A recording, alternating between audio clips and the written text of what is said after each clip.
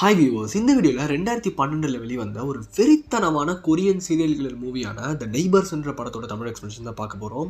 சரி வாங்க, time waste பண்ண வீடியோக்குள்ள போகிறதுக்கு முன்னாடி நம்ம சேனல் சப்ஸ்கிரைப் பண்ணால் மறக்காமல் சப்ஸ்கிரைப் பண்ணுங்கள்.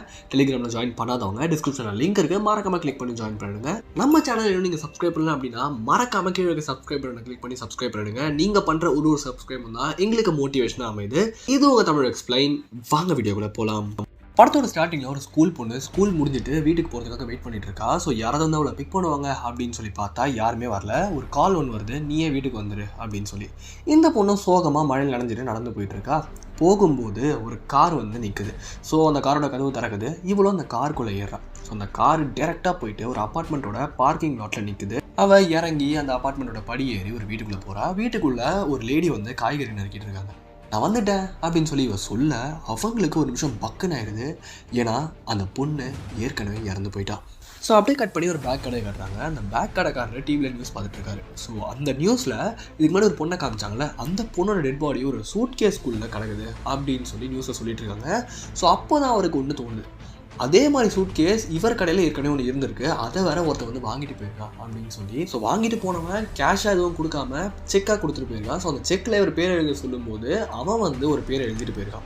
ஸோ அந்த பேர் வந்து இவர் கடைக்கு பீட்சா டெலிவரி பண்ணுற ஒருத்தனோட பேர். என்னதான் இவருக்கு ஏற்கனவே டவுட் வந்திருந்தாலும் அவர் வந்து ஓகே ரெண்டு பேருக்கு ஒரே பேராக இருந்திருக்கும் போல அப்படின்னு சொல்லி நினச்சி விட்டுறாரு. பீட்சா டெலிவரி பண்ணுறவன் அங்கேருந்து ஒரு அப்பார்ட்மெண்ட்டுக்கு பீட்சா டெலிவரி பண்ணுறதுக்கு போகிறான். அங்கே யார் இருக்கா அப்படின்னு சொல்லி பார்த்தீங்க அப்படின்னா, இந்த பேக் கடைக்காரர் வந்து ஒருத்தன் பேக் வாங்கினா அப்படின்னு சொல்லி சந்தேகப்பட்டார்ல, ஸோ அவன் இருக்கான்.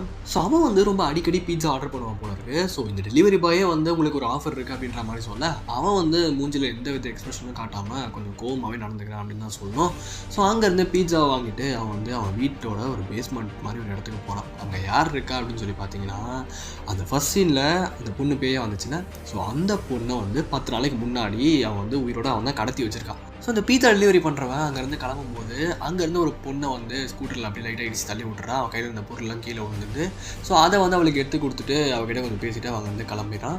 ஸோ இதுக்கப்புறம் இந்த பேக் கடைக்காரர் வந்து போலீஸ் கால் பண்ணலாம் அப்படின்னு சொல்லி முடிவு பண்ணுறாரு. ஆனால் அவரோட ஒய்ஃப் வந்து அவர் தடுத்துடுறாங்க. கோர்ட்டு கேஸில் அலைஞ்சிட்டு இருக்க முடியாது, ஒழுங்கு மாதிரி தான் ஃபோனை வைக்க அப்படின்னு சொல்ல இந்த பக்கம் இந்த பீட்சா டெலிவரி பண்ணுறவன் ஒரு முக்கியமான விஷயத்தை கண்டுபிடிக்கிறான். ஸோ எப்பெல்லாம் அவன் பீட்சா வாங்குறானோ அப்பெல்லாம் ஒரு கொலை நடக்குது. இந்த விஷயத்த நம்ம எப்படியாவது கண்டுபிடிக்கலாமா அப்படின்னு சொல்லி இவன் யோசிச்சுட்டு இருக்கும்போது அவனோட பாஸும் வந்து ஒழுங்காக வேலையை பாடுறா அப்படின்னு சொல்லி இவனை வந்து தடுத்துடுறாரு. அந்த பீட்சா டெலிவரி பண்ணுற வந்து ஒரு பொண்ணை வந்து இடிச்சிட்டு போனால, ஸோ அந்த பொண்ணோட அம்மா வந்து அந்த சீரியல் கில்லர் இருக்க அப்பார்ட்மெண்ட்டோட செக்ரட்டரி போல இருக்கு. ஸோ அவங்க வந்து அந்த சீரியல் கில்லர் கால் பண்ணி நீங்கள் ரொம்ப தண்ணி செலவு பண்ணுறீங்க அப்படின்னு சொல்லி கம்ப்ளைண்ட் பண்ணிட்டு இருக்க. அவன் வந்து லெத்தார்ஜிக்காக இருக்கான். அந்த பக்கம் ஃபர்ஸ்ட் சீனில் பேயா வந்தால, ஸோ அந்த பொண்ணு வீட்டில் ஒரு லேடி இருந்தாங்கல்ல, ஸோ அவங்க வந்து அவங்க வீட்டில் டேபிள் கடியில் வந்து கையில் ஒரு கிராஸ் வச்சுட்டு உட்காந்து பயந்து போயிட்டு இருக்காங்க. அந்த டைமில் அந்த வீட்டுக்குள்ளே ஒருத்தர் வராரு. அவர் வேறு யாரும் இல்லை, அந்த லேடியோட ஹஸ்பண்ட் தான், அதாவது அந்த இறந்து போன பொண்ணோட அப்பா. ஸோ அந்த லேடி வந்து அந்த பொண்ணோட அம்மா கிடையாது, அவங்க வந்து அந்த பொண்ணோட ஸ்டெப் மாம். ஸோ இவங்களுக்கும் அந்த பொண்ணுக்குமே வந்து அவ்வளோவா கனெக்ஷன் இல்லை அப்படின்னு தான் சொல்லணும். ஸோ அந்த பொண்ணால் இவங்களை வந்து முழுசாக அம்மானும் கூப்பிட முடியல. ஸோ அதனால் வந்து வாங்க போங்க அப்படின்னு சொல்லி ஒரு 3வது மனுஷன் நடத்துகிற மாதிரி தான் அந்த பொண்ணு நடத்திட்டு இருந்திருக்கா. ஸோ இவங்க வந்து பயங்கரமாக பயந்து போய் அந்த ஆள்கிட்ட, இங்கே பாருங்க என்னால் இங்கே இருக்க முடியாது, நம்ம இங்கேருந்து கிளம்பி போயிடலாம், அவன் இன்றைக்கும் வந்தா அப்படின்னு சொல்லி சொல்ல அவர் வந்து இவங்க சொல்கிறத கண்டுக்காமல் அப்படியே தட்டி விட்டுறாரு. அப்படியே கட் பண்ணி இன்னொரு ஆளை காட்டுறாங்க. அவன் யாருன்னு பார்த்தீங்கன்னா ஒரு ரவுடி மாதிரி வச்சுக்கோங்களேன். அவன் ஏற்கனவே போலீஸ் கேஸ்லாம் மாட்டிருக்கான். ஸோ போலீஸ் வந்து இவனை சந்தேகப்பட்டு பிடிச்சிட்டு போயிட்டு இவனை வந்து விசாரிக்கிறாங்க, ஃபோட்டோலாம் எடுக்கிறாங்க. ஸோ அதுக்கப்புறம் இவனை வந்து அனுப்பிச்சு விட்டுறாங்க. இந்த ரவுடி வந்து அவனோட சொந்த அங்கிளே போட்டு அடி நடிக்கிறான். ஏன்னா அவர் வந்து இவனுக்கு காசை திருப்பி தரல அப்படின்னு சொல்லி. ஸோ அவரோட அம்மா இறந்தப்போ அவர் வந்து கொஞ்சம் கூட உதவியா இல்லை அப்படின்னு சொல்லி எல்லா கோவத்தையும் சேர்த்து அவரை வந்து பயங்கரமாக அடிக்கிறான். ஸோ அவ்வளோ கோவக்காரன் பார்த்துக்கோங்க. ஸோ இந்த பக்கம் அந்த சீரியல் கில்லரோட கதவை யாரும் தட்டுறாங்க. ஸோ யாருன்னு பார்த்தா இந்த ரவுடி தான். என் கார் நிற்க வேண்டிய இடத்துல உன் கார் நிற்குது, ஒழுங்காக அதை வந்து எடு அப்படின்னு சொல்லி அவன் சொல்ல மூஞ்சில எந்த ரியாக்ஷனும் காட்டாமல் இந்த சீரியல் கில்லர் வந்து அந்த கார் எடுக்கிறான். ஸோ எடுக்கலாம் அப்படின்னு சொல்லி பார்க்கும்போது அந்த காரோட விண்ட்ஷீல்டில் யாரோ எச்ச தொப்பி வச்சிருக்காங்க. அது வேற யாரும் இல்லை, இந்த ரவுடி தான். ஸோ அவங்ககிட்ட போகலாம் அப்படின்னு சொல்லி பார்க்குறான் போல இருக்கு. அந்த ரவுடியோட கையில் இருந்த மசிலெல்லாம் பார்த்துட்டு இவன் அப்படியே கொஞ்சம் ஜெர்க்காகி பேக் ஆயிடுறான். ஸோ அந்த ஃப்ளாட்டோட செக்ரட்டரி வந்து அந்த ஃப்ளாட்டோட வாட்ச்மேன் கிட்ட இந்த ஆளோட வீட்டில் வந்து பயங்கரமாக கரண்ட் தண்ணி செலவாகுது, போய் பாருங்க அப்படின்னு சொல்ல அந்த வாட்ச்மேன் வந்து சரி அப்படின்ட்டு போயிடுறாரு. ஸோ அதுக்கப்புறமா அங்கே இருந்த குப்பையெல்லாம் எடுத்து பார்க்கும்போது அங்கே நிறைய குப்பை இருக்குது. அது யாரோட குப்பை அப்படின்னு சொல்லி பார்த்தா அந்த சீரியல்களோட வீட்டு குப்பை தான். ஸோ இதே காரணமாக வச்சு அவங்க இருந்து காசு வாங்கலாம் அப்படின்னு சொல்லி அந்த வாட்ச்மேன் வந்து அந்த சீரியல்களோட வீட்டுக்கு போய் தட்டுறாரு. ஸோ அவனும் வந்து அந்த செயினால் லாக் பண்ணப்பட்ட டோரில் வந்து லைட்டாக திறக்கிறான். திறந்து என்ன அப்படின்னு சொல்லி பேசிகிட்டு இருக்கும்போது இது உங்கள் குப்பை தானே அப்படின்னு சொல்லி பேசிக்கிட்டு அந்த குப்பையை வந்து திறக்க பார்க்குறாரு. இவன் வந்து பதறி கதவை திறக்கலாம் அப்படின்னு சொல்லி பார்க்குறான். ஆனால் திறக்க முடியல, ஏன்னா அந்த கதவுலாம் செயின் போட்டிருக்காங்க. அதுக்குள்ளே அந்த வாட்ச்மேன் அந்த கவரை திறந்து உள்ளே கையை விட்டு பார்த்தா உள்ளே அந்த பொண்ணோட ட்ரெஸ் இருக்குது. ஸோ இவன் தான் அந்த கொலைக்காரன் அப்படின்னு சொல்லி அந்த வாட்ச்மேன் கண்டுபிடிச்சிட்டாரு போல இருக்கு. அதுக்குள்ளே டக்குன்னு உள்ளே போயிட்டு ஒரு ஆயுதத்தை எடுத்துகிட்டு வந்து அவன் தலையிலே அடித்து அந்த வாட்ச்மேன் அங்கேயே கொலை பண்ணுறான். கொஞ்ச நேரம் கழிச்சு அந்த ஃப்ளாட்டுக்கு அந்த இறந்து போன பொண்ணோட அம்மா வராங்க. அவங்க வரும்போது பார்த்தா படியெல்லாம் ரத்தமாக இருக்குது. ஸோ அது வந்து ரத்தம் கிடையாது, ரெட் ஒயின் அப்படின்னு சொல்லி சமாளிக்கிறதுக்காக அந்த இடத்துல ரெட் ஒயின் பாட்டில் உடச்சி அந்த இடத்துல ஒயின் தான் ஊற்றிருக்கு அப்படின்ற மாதிரி சீரியல்களை தொடச்சிட்டு இருக்கேன். காதில் ஃபோனை வச்சுக்கிட்டே யார்கிட்ட பேசுகிற மாதிரியே அவன் சமாளிச்சுட்டு அங்கே வீட்டுக்குள்ளே போகலாம் அப்படின்னு சொல்லி பார்க்குறான். ஸோ இவங்களும் வந்து அப்படியே கிராஸ் பண்ணி போகிறாங்க. அப்போது அவன் கையில் இருந்த ஃபோன் ரிங் ஆகுது. இவங்களுக்கு ஒரு நிமிஷம் பயமாயிடுது. அவன் மேலே பயங்கரமாக சந்தேகம் வருது. ஆனாலும் இவங்க அவங்களை காப்பாற்றிக்கிறதுக்காக வேகமாக வீட்டுக்குள்ளே போயிட்டு கதவை சாத்திக்கிறாங்க. ஸோ அவங்க பார்க்கறத இவனும் வந்து பார்த்துடுறான். இந்த சீரியல் கில்லர் இருக்கால, அந்த பொண்ணை எப்படி கடத்தினா அப்படின்னு சொல்லி பார்த்தீங்கன்னா, அந்த பொண்ணை ஸ்கூல்லேருந்து காரில் இவன் தான் கூட்டிகிட்டு வந்து வீட்டில் விட்டுருக்கான். ஸோ வீட்டில் விட்டுட்டு அந்த பொண்ணு வீட்டுக்கு போகிற போது அவன் வந்து அவன் கையில் ஒரு பாக்ஸ் வச்சிருக்கான். அந்த பொண்ணுக்கிட்டே இதை கொஞ்சம் பூடி நான் கதவு திறக்கணும் அப்படின்னு சொல்ல அந்த கதவை திறந்ததும் அந்த பொண்ணை வலுக்கட்டாயமாக வீட்டுக்குள்ளே பிடிச்சி இழுத்து தான் வந்து கொலை பண்ணியிருக்கான். இந்த பக்கம் அந்த பீஸா டெலிவரி பண்ணுறவன் வந்து அந்த பொண்ணோட டெட் பாடி கிடைச்ச இடத்துல இருந்த ஃபோட்டோ வந்து பார்த்துக்கிட்டு இருக்கான். ஸோ அதில் வந்து நிறைய பேர் நின்றுட்டு இருக்காங்க. எல்லாரோட மூஞ்சியும் ஆனால் பிளர்ராக இருக்குது. ஆனால் அதில் ஒருத்தரோட தலையில் ஒரு கேப் இருக்குது. இந்த கேப்பை எங்கேயோ பார்த்த மாதிரி இருக்குது அப்படின்னு சொல்லி அவன் நோட்டீஸ் பண்ணுறான். ஸோ அதுக்கடுத்து அவனுக்கு பீஸா டெலிவரி பண்ணுறதுக்கான ஒரு ஆர்டர் வருது. அது யாருன்னு சொல்லி பார்த்தீங்கன்னா அந்த சீரியல் கில்லர் தான். ஏன்னா அந்த வாட்ச்மேனை கொலை பண்ணியிருக்காங்க. ஸோ அதனால் பீஸா ஆர்டர் பண்ணுறான். ஸோ இதுதான் சான்ஸ் அப்படின்னு சொல்லி அந்த பீஸா டெலிவரி பண்ணுற வந்து பீட்சாவை எடுத்துகிட்டு அந்த சீரியல் கில்லருக்கு டெலிவரி பண்ணுறதுக்கு போக அவர் வீட்டில் அந்த கேப் இருக்கிறத வந்து பார்த்துறான். ஸோ அந்த வாட்ச்மேனோட டெட் பாடியை போடுறதுக்கு பேக் வேணும்ல. ஸோ அதை வாங்குறதுக்கு அந்த பேக் கடைக்கு போக அந்த பேக் கடைக்காரரும் பேக் எடுத்து கொடுக்குறாரு. ஆனால் இவன் ஒரு பேரை எழுதி கொடுப்பான்ல, ஸோ செக்கில் அந்த பேரை சொல்லி அவர் வந்து ஃபோனில் யாரு கூட பேசுகிற மாதிரி பேசிகிட்டு இருக்காரு. இவனை வெறுப்பேற்றுறதுக்காக இவனும் வந்து சந்தேகமாக பார்க்குறான். அந்த சமயத்தில் நிஜமாவே அவருக்கு ஃபோனில் கால் வந்தது. ஸோ இவன் வந்து செமையாக கடுப்பாகிறான், அவன் வேணும் தான் பண்ணுறான் அப்படின்னு சொல்லி. ஸோ அவன் அங்கேருந்து அவனோட வீட்டுக்கு வந்து அந்த வாட்ச்மேனை கொலை பண்ணி சூட்கேஸ்குள்ளே பேக் பண்ணிட்டு இருக்கான். அப்போ அவன் ஃபோனுக்கு ஒரு கால் வருது. அந்த ஃப்ளாட்டில் வேலை பார்க்குற இன்னொரு வாட்ச்மேன் தான். உங்கள் வீட்டில் பயங்கரமாக கரண்ட்டு தனியாக செலவாகுது அப்படின்னு சொல்லி அவர் கம்ப்ளைண்ட் பண்ணிட்டு இருக்கேன். அவன் வீட்டோட காலிங் மேலே யாரோ தட்டுறாங்க. ஸோ அவன் வந்து ஃபோனை அந்த டேபிளில் வச்சுட்டு யாருன்னு பார்க்கறதுக்காக கதவு தட்டுறான். அது வேறு யாரும் இல்லை, அந்த ஃப்ளாட்டோட செக்ரட்டரி தான். ஸோ இந்த ஃப்ளாட்டில் ஒரு மீட்டிங் வைக்க போகிறோம் அப்படின்னு சொல்லி அவங்க சொல்ல இவன் வந்து இல்லை நான் இந்த ஃப்ளாட்டை காலி பண்ண போகிறேன் அப்படின்னு சொல்ல அந்த இறந்து போன பொண்ணுக்கு என்னாச்சு தெரியுமா? ஸோ அதுக்காக இந்த ஃப்ளாட்டை சுற்றி நிறைய இடத்துல வந்து சர்வேலன்ஸ் கேமரா வைக்கணும், அதை பற்றி பேசுறதுக்காக தான் வந்திருக்கேன் அப்படின்னு சொல்லி சொல்ல அவன் வந்து இவங்களை வீட்டுக்குள்ளே விடுறான். இவங்ககிட்ட பேசிக்கிட்டே அவனோட வீட்டை சுற்றி பார்க்குறாங்க. அவன் வீட்டில் பயங்கரமான பவர்ஃபுல்லான லைட் எரியுது, அதனால தான் கரண்ட் பில் பயங்கரமாக எகிருது அப்படின்னு சொல்லி அவங்க வந்து யோசிச்சுக்கிட்டு இருக்க அவங்க வந்து அடுத்த ரூமுக்கு போய் பார்க்குறாங்க. ஸோ அப்போது இவன் அவன் கையில் இருந்த ஆயுதத்தை எடுத்து அவங்க தலையில் அடித்து கொண்டுடலாம் அப்படின்னு சொல்லி பார்க்கும்போது அவங்க வந்து ஃபோனில் யார்கிட்டயோ நான் இவன் வீட்டில் தான் இருக்கேன் அப்படின்னு சொல்லிடுறாங்க. ஸோ அதனால டக்குன்னு அவன் பேக் ஆயிடுறான். ஏன்னா ஏதாவது ஆச்சுன்னா முதல் சஸ்பெக்ட் வந்தான் அப்படின்றதால பேக் ஆயிடுறான். ஸோ அந்த இறந்து போன பொண்ணை ஏன் அவங்க அம்மா போய் கூட்டிகிட்டு வரல அப்படின்றதுக்கு ஒரு ஃப்ளாஷ்பேக் காட்டுறாங்க. ஸோ அந்த பொண்ணை கூட்டிகிட்டு வரதுக்காக இவங்க வந்து கிளம்பி போகிறாங்க காரில். அந்த பொண்ணுக்கு பிடிச்ச பொருள்லாம் எடுத்துகிட்டு போகிறாங்க. பட் போகிற வழியில் ஒரு ஆக்சிடென்ட் ஆகிடுது. ஸோ அதனால தான் இவங்களால அந்த பொண்ணை பிக் பண்ண முடியல. அதனால தான் அந்த சம்பவமே நடந்திருக்கு. ஸோ இவங்க வந்து எதுவும் நினச்சிக்கிட்டு அவங்க ஃப்ளாட்டை விட்டு கீழே இறங்கி வந்து நடந்து வந்துட்டு இருக்காங்க. அப்போது அந்த செக்ரட்டரியோட பொண்ணு இருக்கால, ஸோ அவன் வந்து நடந்து வந்துட்டு இருக்க இவங்களுக்கு அவளை பார்க்கறதுக்கு அவங்களோட பொண்ணு மாதிரியே இருக்குது. ஸோ அதை பார்த்து டக்குன்னு மயங்க போட்டு கீழே விழுந்துடுறாங்க. ஸோ அந்த பொண்ணு ஓடி வந்து இவங்களை எழுப்பி இவங்களோட ஃப்ளாட்டுக்கு கூட்டிகிட்டு போய் அவங்கள உட்கார வச்சு கொஞ்ச நேரம் பேசுகிறாங்க. ஸோ பேசி முடிச்சுட்டு அந்த பொண்ணு அங்கேருந்து கிளம்பும்போது இந்த சீரியல் கில்லரோட வீட்டை கிராஸ் பண்ணி தான் போகணும். ஸோ இந்த மொத்த கதையுமே வந்து ஒரு நெய்பர்ஹுட்டில் தான் நடக்குது. ஸோ அதனால தான் இந்த படம் பேர் த நெய்பர்ஸ். ஓகேங்களா, எல்லா வீடும் பக்கத்து பக்கத்தில் தான் இருக்கும். ஸோ அந்த பொண்ணு வந்து அந்த சீரியல் கில்லரோட வீட்டை கிராஸ் பண்ணி போகும்போது அந்த சீரியல் கில்லர் கதவை திறந்து அப்படியே எட்டி பார்க்குறான் அந்த பொண்ணு போகிறத. ஸோ இவன் பார்க்குறத அந்த இறந்து போன பொண்ணோட அம்மாவும் வந்து பார்த்துடுறாங்க. ஸோ இந்த சமயத்தில் வந்து அந்த சீரியல் கில்லர் டேபிள் மேலே ஃபோன் வச்சுட்டு வந்துருப்பாங்க. ஸோ அந்த ஃபோன் திடீர்னு வைப்ரேஷன் ஆகி அந்த ஃபோன் வந்து அப்படியே கொஞ்சம் கொஞ்சமாக ஆடி கீழே அந்த டெட் பாடி வச்சு அந்த சூட் கேஸில் விழுந்து அந்த சூட் கேஸ் அப்படியே லாக் ஆகிடும். ஸோ அப்படியே கட் பண்ணி அந்த அப்பார்ட்மெண்ட்டோட இன்னொரு வாட்ச்மேனை காட்டுறாங்க. ஸோ அவர் வந்து ஏதோ பயந்துகிட்டே இருக்காரு. அவர் கூட ஒருத்தர் வந்து இவர் கூட பேசிகிட்டே இருக்கான். ஸோ அவன் யாருன்னு இப்போ வரைக்கும் நமக்கு தெரியல. ஸோ அவர் வந்து பேசிக்கிட்டே இருக்க இவர் வந்து பயந்து போயிட்டு இருக்காரு. ஸோ அதுக்கடுத்து அவர் அங்கேருந்து எந்திரிச்சு அந்த சீரியல் கில்லரோட வீட்டை கதவு தட்ட. ஸோ உங்கள் வீட்டில் வந்து நிறைய தண்ணி செலவாகுது அப்படின்னு சொல்லி கம்ப்ளைண்ட் வந்திருக்கு. ஸோ நான் பைப்பெல்லாம் செக் பண்ணணும் அப்படின்னு சொல்லி அவர் வந்து உள்ளே வராரு. ஸோ உள்ளே வந்து அங்கே இருந்த பிளம்பிங் எல்லாம் பார்த்துட்டு கீழே பேஸ்மெண்ட்லேயும் நான் போய் பார்க்கணும் அப்படின்னு சொல்லிட்டு போகிறாரு. ஸோ போயிட்டு பார்த்தா அந்த இடத்துல நிறைய ரத்த கரைகளும் ரத்தம் கலந்த முடியுமா அந்த இடத்துல கிடக்குது. ஸோ இவன் நம்மள ஏதாவது பண்ணிடுவான் அப்படின்னு சொல்லி கையில் ஒரு இரும்பு ரெஞ்சை எடுத்து இவன் ஏதாவது பண்ண அடிச்சிடலாம் அப்படின்னு சொல்லிட்டு கையில் எடுக்கிறாரு. ஸோ இதுக்கேற்ற மாதிரியே அந்த சீரியல் கில்லரும் இவர் அடிச்சு கொண்டுடலாம் அப்படின்னு சொல்லி ஆயுதத்தை எடுக்க பார்க்குறான். ஸோ இவர் கையில் பெஞ்ச் இருக்கிறத பார்த்துட்டு இவர் ஏதாவது பண்ணிடுவார் அப்படின்னு சொல்லி அவர் எதுவும் பண்ணாமல் விட்டுறான். ஸோ அவரும் வந்து இவன் எதுவுமே பண்ணாமல் அங்கேருந்து போயிடுறாரு, ஏன்னே தெரியல. ஸோ இந்த சீரியல் கில்லர் ரோட்டில் வந்து ஜாலியாக நின்றுட்டு இருக்கான். ஸோ அந்த நேரத்தில் அந்த இடத்துல அந்த ரவுடி வராரு. ஸோ அவர் வந்து பார்க்கும்போது அவர் கார் நிறுத்த வேண்டிய இடத்துல திரும்பி இவன் கார் நிறுத்தி வச்சிருக்கான் அப்படின்னு சொல்லி பக்கத்தில் தானே இருக்கான் அப்படின்னு சொல்லி இறங்கி வந்து இவனை போட்டு பயங்கரமாக அடிக்கிறாரு. இவனால எதுவுமே பண்ண முடியல, அடியே வாங்கிக்கிறான். ஸோ இதுக்கடுத்து அந்த இறந்து போன பொண்ணோட அம்மா வந்து அந்த பொண்ணோட ரூமுக்கு போய் பார்க்குறாங்க. ஸோ அந்த பொண்ணோட ரூமில் ஒரு கேலண்டர் இருக்குது. ஸோ அந்த கேலண்டர் எடுத்து பார்த்தீங்க அப்படின்னா அதில் ஸ்டெப் மாமோட பர்த்டே அப்படின்னு சொல்லி எழுதி அதை அடிச்சுட்டு அம்மாவோட பர்த்டே அப்படின்னு சொல்லி எழுதிருக்கு. அதை நினச்சி அவங்க ரொம்ப கஷ்டப்பட்டு அழுகுறாங்க. ஏன்னா இந்த பொண்ணு கூட அவங்க வந்து கனெக்ட் பண்ணிக்கணும் அப்படின்னு சொல்லி முயற்சி பண்ணுறாங்க. ஸோ அந்த பொண்ணு வந்து முயற்சி பண்ணி பட் என்னன்னு தெரியல, இவங்க 2 பேருக்குள்ள ஒத்து போகவே இல்லை. ஸோ அந்த சீரியல் கில்லர் வந்து வீடு காலி பண்ணுற வேலையெல்லாம் பார்த்துட்டு இருக்கும்போது அவன் ஃபோன் வந்து காணும் அப்படின்னு சொல்லி பார்க்குறான். ஸோ எங்கன்னு தேடும்போது தான் அந்த சூட்கேஸ்குள்ளே விழுந்து அந்த சூட்கேஸ் லாக் ஆயிருக்கு அப்படின்னு சொல்லி கண்டுபிடிக்கிறான். என்ன பண்ணுறதே தெரியாமல் அந்த பேக் கடைக்காரருக்கு கால் பண்ணி இந்த லாக்குக்கு ஏதாவது நம்பர் இருக்கா அப்படின்னு சொல்லி கேட்க அவர் வந்து ஒரு நம்பரை சொல்ல அந்த லாக்கு ஓப்பன் ஆகலை. ஸோ என்ன பண்ணுறது, அந்த ஃபோன் போலீஸ் கையில் மாட்டிச்சு தான் செத்தா அப்படின்னு சொல்லி நல்லா தெரியுது. ஸோ அதனால் அந்த பேக் கடைக்காரரை பார்க்கறதுக்கு நேர்லேயே போகிறான். ஸோ அவர்கிட்ட அதை பற்றி பேசிட்டு அவரோட ஃபோனை வாங்கிட்டு யாருக்கோ கால் பண்ணுறான். கால் பண்ணிட்டு ஃபோனை கட் பண்ணிட்டு இவர்கிட்ட கொடுக்க அவன் போன அப்புறம் ஸோ அவர் வந்து இவன் யாருக்கு கால் பண்ணியிருக்கான் அப்படின்னு சொல்லி அந்த நம்பருக்கு திரும்பி கால் பண்ணி பார்க்குறாரு. அது வேறு யாருக்கும் இல்லை, அந்த ரவுடிக்கு தான். இதெல்லாம் நடந்துட்டு இருக்கும்போது இந்த படத்தில் அப்பப்போ ஒரு பறவை வந்து வாயில் குச்சியை கவிட்டு கூடு கட்டிக்கிட்டு இருக்கும். ஸோ இந்த பக்கம் அந்த இறந்து போன பொண்ணோட அம்மா கண்ணுக்கு திரும்பியும் அந்த பொண்ணு தெரிகிறா. ஆனால் இந்த தடவை அவங்க அவளை பார்த்து பயப்படாமல் அவள் கிட்ட போயிட்டு அழுது அவளை கட்டி பிடிச்சி ரொம்ப எமோஷனலாக அவகிட்ட பேசுகிறாங்க. ஸோ இந்த பக்கம் இந்த பேக் கடைக்காரன் வந்து அந்த கடையை மூடிட்டு கிளம்பும் போது இந்த சீரியல் கில்லர் அவரை அப்படியே கடத்தி அவன் வீட்டுக்கு கூட்டிகிட்டு வந்துடுறான். ஸோ இந்த பக்கம் அந்த ரவுடி வந்து அவங்க மாமாவை போட்டு பலார் நடிச்சிட்டு இருக்கான். ஸோ இந்த பக்கம் அந்த பேக் கடைக்காரரை கொலை பண்ணுறதுக்கு முன்னாடி வழக்கம் போல் பீட்சா ஆர்டர் பண்ணுறான். ஸோ பீட்சா டெலிவரி பண்ணுறவன் பீட்சா டெலிவரி பண்ணிவிட்டு காசு வாங்கிட்டு வெளியே வந்து வண்டி எடுக்கும்போது தான் அவன் கையில் ரத்தம் இருக்கிறத பார்க்குறான். என்னது இது ரத்தம் அப்படின்னு சொல்லி பார்த்தா அந்த சீரியல் கில்லர் கொடுத்த காசில் ரத்தக்கரை இருக்குது. ஸோ அதனால தான் இவன் கையில் ரத்தம் வந்திருக்கு. ஸோ அந்த சீரியல் கில்லர் ஏதோ தப்பு பண்ண போகிறான் அப்படின்னு சொல்லி இவனுக்கு வந்து நல்லாவே தெரியுது.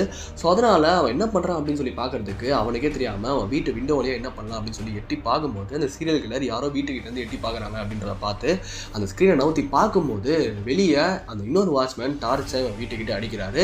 ஸோ அவனும் வந்து இந்த வாட்ச்மேனை பார்த்துட்டு தலையை குனிஞ்சிடறான். ஸோ இந்த டெலிவரி பாயும் வந்து அவங்க தப்பிக்கிறதுக்காக அந்த விண்டோ விட்டு தலையை குனிஞ்சிருக்கு. அவனும் வந்து வெளியே யாரும் இல்லை அப்படின்னு சொல்லி நினச்சிட்டு அந்த ஸ்க்ரீனை சாத்திட்டு உள்ளே போயிடுறான். ஸோ அப்போ அந்த பீட்சா டெலிவரி பண்ணுறவன் அந்த வாட்ச்மேன் கிட்ட அவன் ஏதோ தப்பு பண்ணுறான் அப்படின்னு சொல்ல அதெல்லாம் ஒன்றும் நீங்கள் வந்து கிளம்பு அப்படின்னு சொல்லி வாட்ச்மேன் அவனை அங்கே வந்து போக சொல்லிடுறாரு. ஸோ அவனும் வந்து அங்கேருந்து போயிடுறான். ஸோ இந்த வாட்ச்மேனுக்கும் அவன் தப்பு பண்ணுறான் அப்படின்னு சொல்லி தெரியுது. ஆனால் அவன் ஏன் அமைதியாக இருக்காரு அப்படின்னு சொல்லி பார்த்தீங்கன்னா ஸோ இந்த வாட்ச்மேன் கூட ஒருத்தர் பேசிகிட்டே இருப்பான் அப்படின்னு சொல்லி சொன்னால அவன் யாருன்னு சொல்லி பார்த்தீங்கன்னா இந்த வாட்ச்மேன் வந்து சயின்டிஸ்டாக இருந்திருப்பாரு போல இருக்கு. ஸோ அவர் வந்து ஒரு தீசிஸை கண்டுபிடிச்சி அதை சப்மிட் பண்ணலாம் அப்படின்னு சொல்லி அதை டிராஃப்ட் பண்ணி வச்சிருக்காரு. ஸோ அதுக்குள்ளே வேற ஒருத்தன் வந்து அந்த தீசிஸை எடுத்து அவன் பேரை போட்டு பப்ளிஷ் பண்ணிடுறான். ஸோ அவன் தான் வந்து அந்த வாட்ச்மேன் கூட இருக்கிறவன். ஸோ அந்த வாட்ச்மேனுக்கு பயங்கரமான கோவம் வந்து 14.6 வருஷத்துக்கு முன்னாடி அவனை வந்து கொண்டு அந்த இடத்துல புதைச்சிடுறாரு. அது என்ன 14.6 வருஷம் நான் ஸ்பெசிஃபிக்காக சொல்கிறேன்னு பார்த்தீங்கன்னா அந்த ஊரில் ஒரு கொலை நடந்து 15 வருஷம் ஆயிடுச்சு அப்படின்னா அந்த கொலைக்கு தண்டனை கிடையாது. ஸோ அதனால அந்த வாட்ச்மேனுக்கு இன்னும் கையில் ஒரு 6 மாதம் கிட்ட இருக்கு. ஸோ அந்த 6 மாதம் இவர் வந்து போலீஸ் கண்ணில் மாட்டாமல் தப்பிச்சிட்டாரு அப்படின்னா இவருக்கு தண்டனை கிடையாது. ஸோ அதனால தான் அவர் அந்த சீரியல் கில்லரையும் போலீஸில் போட்டு கொடுக்காம அப்படியே அமைதியாக இருக்காரு. இந்த பக்கம் அந்த சீரியல் கில்லர் இந்த ரவுடி கால் பண்ணி கீழே வர சொல்கிறான். கீழே வந்த உடனே உன் காரை ஊற்று, என் காரை வைக்கணும் அப்படின்னு சொல்ல அவனுக்கு பயங்கரமாக கோவம் வந்து இவனை அடிக்க வர இவன் கையில் இருந்து இரும்பு கம்பி எடுத்து அந்த ரவுடி அடிக்க போக அவன் அதை பிடுங்கி இவனை அடித்து இவன் மூஞ்சியில் துப்பிட்டு வராங்க வந்து கிளம்புறான்.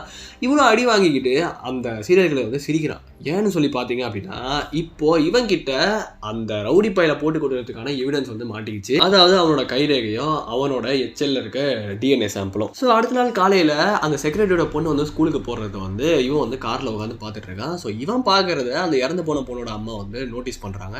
அந்த வாட்ச்மேனும் நோட்டீஸ் பண்ணுறாரு. ஸோ அந்த பொண்ணு அங்கேருந்து போகும்போது நீங்கள் நைட்டு பத்திரமா அம்மா கூட வாமா அப்படின்னு சொல்லி அந்த வாட்ச்மேன் வந்து அட்வைஸ் பண்ணி அனுப்ப இந்த பக்கம் போலீஸ் கிட்ட அந்த ரவுடி பையனோட சாம்பிள்லாம் மாட்டி அவனை வந்து போலீஸ் வந்து பிடிச்சிட்டு போயிடுறாங்க. ஸோ போலீஸ் வந்து அவனை வந்து விசாரிச்சுக்கிட்டு இருக்க ஏன் இப்படி பண்ண என்ன பண்ண அப்படின்னு சொல்லி கேட்க நான் அந்த நேரத்தில் அங்கே இல்லவே இல்லை, நான் என் மாமா கூட இருந்தேன் அப்படின்னு சொல்லி அவன் சொல்ல அவங்க வந்து அவனோட அங்கிளை வந்து கூப்பிடுறாங்க.